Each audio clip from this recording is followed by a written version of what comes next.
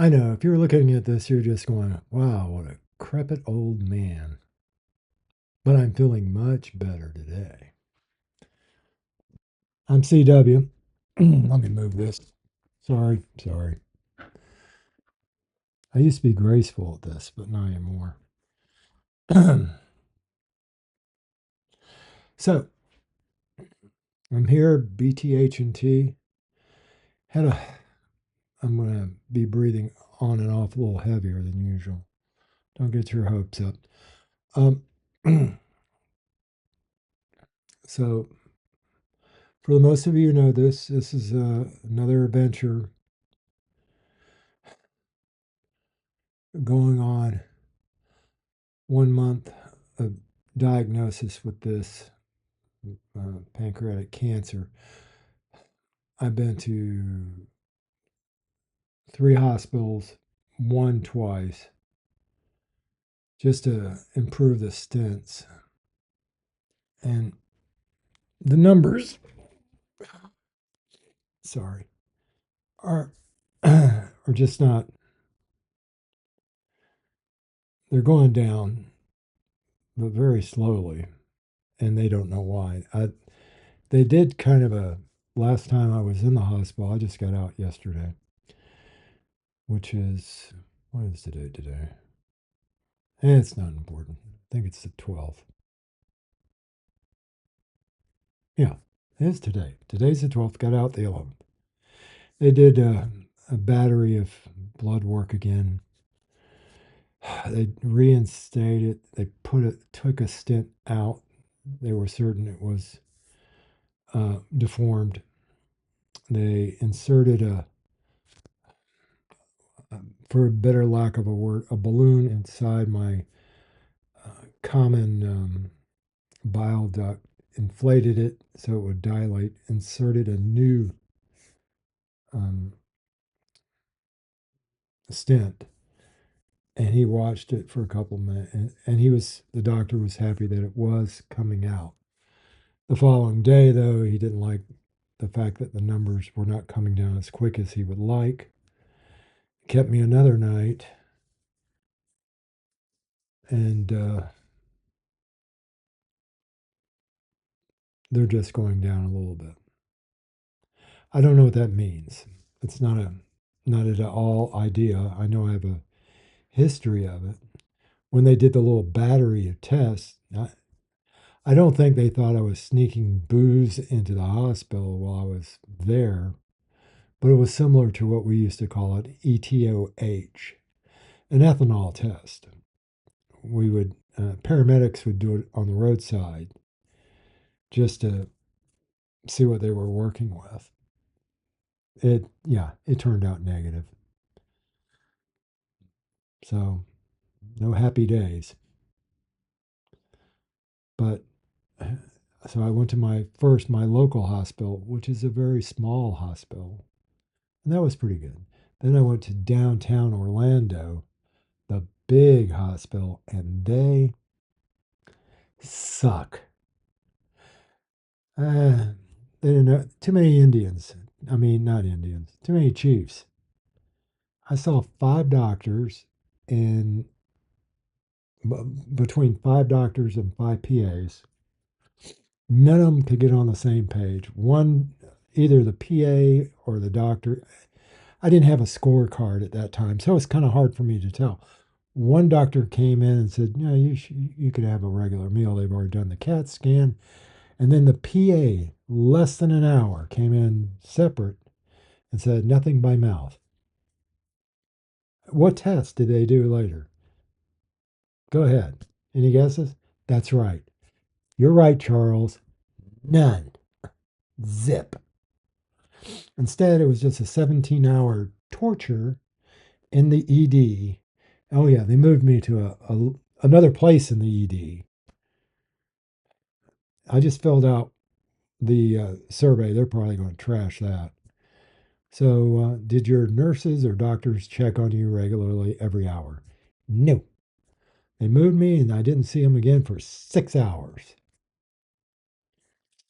When the nurse leader came in, he was sorry because by then I'd gotten up to the floor. And I told him, just like I told you, too many chiefs down there in the ER. And he said, I believe you. It's the second time today I've heard that term. So, Advent Health in Orlando, you need to work on that. That being said, that's where my scheduled surgery is going to be. But hopefully, I will be able to avoid the ER. So I don't know. That's it, and that's all. Feel like I have a little bit more strength. I have my daughters have e-blasted me about you know what you could try to do, but they can't find anything other than what I can do. My doctors, they don't know. To drink water, eat low fatty food, lean protein, have a healthy diet.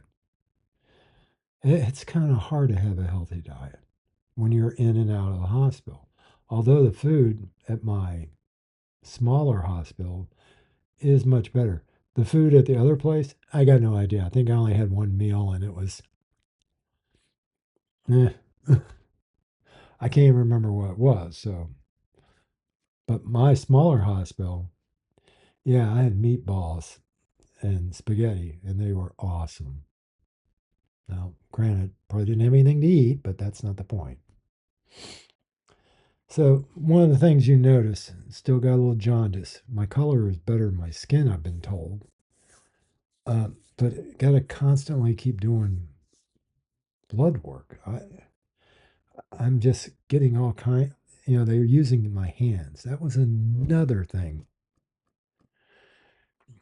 If you go to the hospital, a person who worked in the lab told me this, and they go to put a little butterfly to get some blood in the back of your hand, and you don't feel comfortable about that. You don't have to accept that. You can say, look, I don't want that. Can you send someone down here who's a little more skilled? Because I assure you, they can.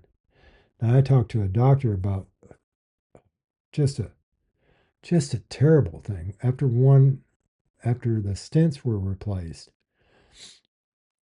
he ordered like 4 or 5 vials of blood. The person they sent was probably very skilled, but just not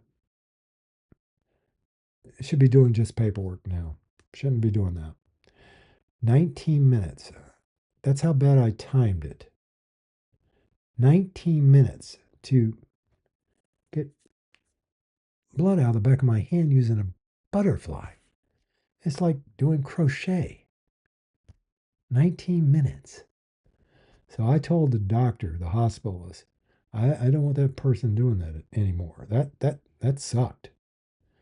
And by then he goes, well, it doesn't look like. Oh, you do have a bruise. Uh, he says I'll make the order for like an hour later. That way you'll get a new shift on. And that worked out fine. So if you're in the hospital and you got complaints, talk to your doctor, talk to your tech, talk to your nurse. Don't be afraid to talk. Well, it was an adventure. We do history here sometimes. What was I going to do?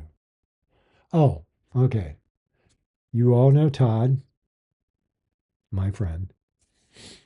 And Todd, I'm going to probably be going to his school because I called, as weak as I was, because I couldn't believe he told me this. Todd and I, we always have this little thing about the Midnight War. I have mentioned this before. I think everybody else knows what it is.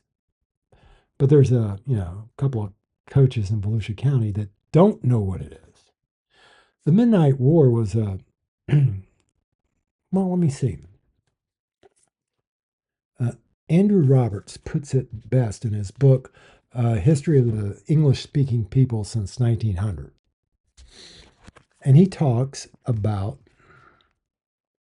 towards the end of the Great War, which we all know is World War One, how a number of troops, American, Canadian, English, and Japanese entered on the side against the Red Revolution in Russia. This not a weak event. This was a couple of years or so, several years, several months. Uh, Archangel, all this. The Japanese made big moves, because kind of testy about that Russian war they had with Teddy Roosevelt, who brought it to an end. And then, the Swedes didn't want to give him a peace prize because they thought he was just a cowboy. And he is from New England. And you don't get better cowboys than that. But anyway, so they all sent troops to basically interfere with a country because we do this. I'm not saying it's wrong, but it's something we have to accept. We do it because they weren't looking out for themselves, though they were right then. They were looking out for the next thing. I don't know. I doubt seriously that Woodrow Wilson's group could foreseen anything like Professor Ferguson saw, in his book, that this little gap of, time between these two wars is really a war itself. And basically in Europe it was because things sucked. We had the Great Depression. You got people taking boatload of marks that are just worthless because all they did was just print money. So they're trying to secure our future. United States, Europe, England. Okay. So while they're preaching all this isolationism from everything else, we sent troops, and we weren't the only ones. The Japanese, they did too, on the other side, try to stabilize the Russian Revolution to the benefit of the white Russians. Obviously, it didn't work out. Now, my problem is this. When you are a football or basketball coach and somehow you end up subbing for U.S. Americans' history, and someone, who may or may not play basketball, asked a question about the Midnight War, and you flatly say, that never happened, you can kiss my ass. And so when I called the Volusia County School Board, they said, you don't have any precedent. You don't teach for us. I got better than that. I'm a taxpayer. And if your phony baloney teachers are blowing stuff out because they don't know any better, then maybe they shouldn't talk about it. Put your coach back in health where he can't do as much damage. Kind of silly. But there's a lot of history we don't know. And some history we think we do know, and turns out we didn't know. One of the worst things that ever happened in history and gets overlooked all the time, unless you go to a certain place in New York City. The SS Slocum. This is terrible. Co-titled Bad Day If You're a Lutheran. So they're just going to go out for a picnic on this boat, ship, whatever, SS. It was so bad. The ship was in such crappy condition. It had not been kept up to maritime standards, if there was such things. And you got to remember, this is New York, and kind of tweedy. A little payoff here goes a long way, and you don't have to, keep things ship shape, so to speak. So volumes of Lutherans got on board for a picnic. A kid noticed smoke coming out of up top behind the pilot house. Perfectly ignores the child. The good side is they did get an earlier paint job like the week before, which just helped the fire go faster. They put their kids in the trust of the captain, who, they got those life preservers out that were so terrible and so past their prime that the babies and children just sunk right with them. The SS Slocum. There's a place in New York for it. Bodies kept washing up for like a week. It was the worst, the absolute worst loss of life prior to 9/11 in New York. So you don't have to look hard because history, there's more of it today. There'll be more tomorrow. But that's, a little something. This is for Charles. It's called A Nasty Little War. If I finish it, I'll send it to you, and then you can forward it on because we, judging by our accounts, we both have way too many books.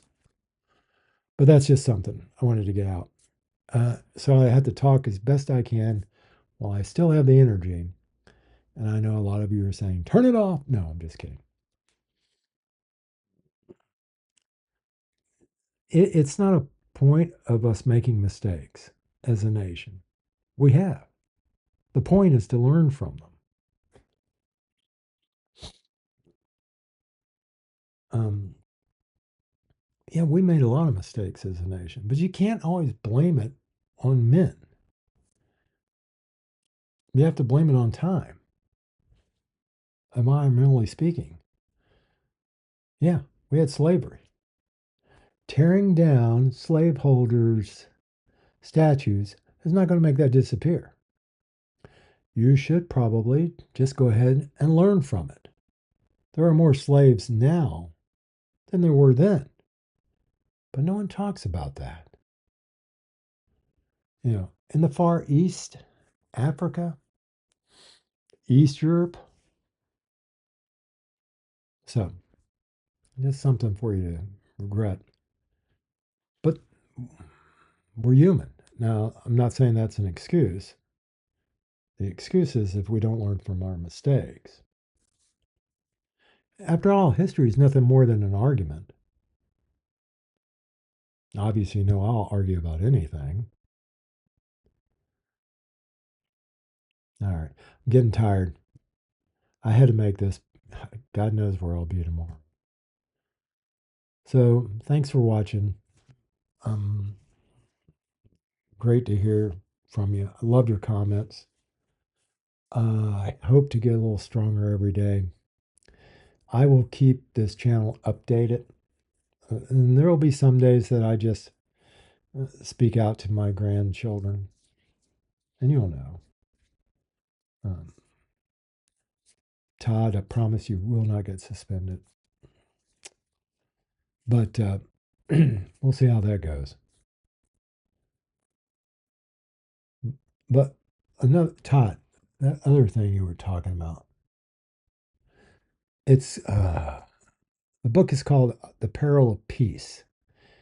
It's between the peace after Yorktown and to basically the Constitution. Okay, so you're talking about 7.5, 8 years. It's a good book. I think that's the approach you should take because no one does that. Everybody thinks it was just hunky dory. The band played "The World Turned Upside Down." Cornwallis had diarrhea, so he didn't come out.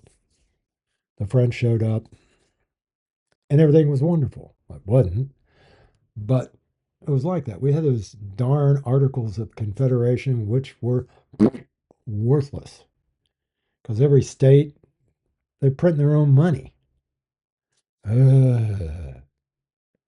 Almost sounds like a diabolical democratic approach to things. But that's not it. But there was a time in place. So they all had to get together. So without a war threat, now this wasn't like the Declaration of Independence. Without a war threat, they met our our Congress began to meet together and figure out how can we fix this. You got that short guy James Jimmy Madison. He's studied everything from the Greeks to the Romans, how to make this work. And it's not perfect, but it's far better than anything else right now. So, um, do an outline. Come by after work whenever you see this, okay? We'll look over it together. The rest of you, sorry, I went on forever, didn't I? Didn't mean to. But thanks for watching. I appreciate it. I'll see you next time.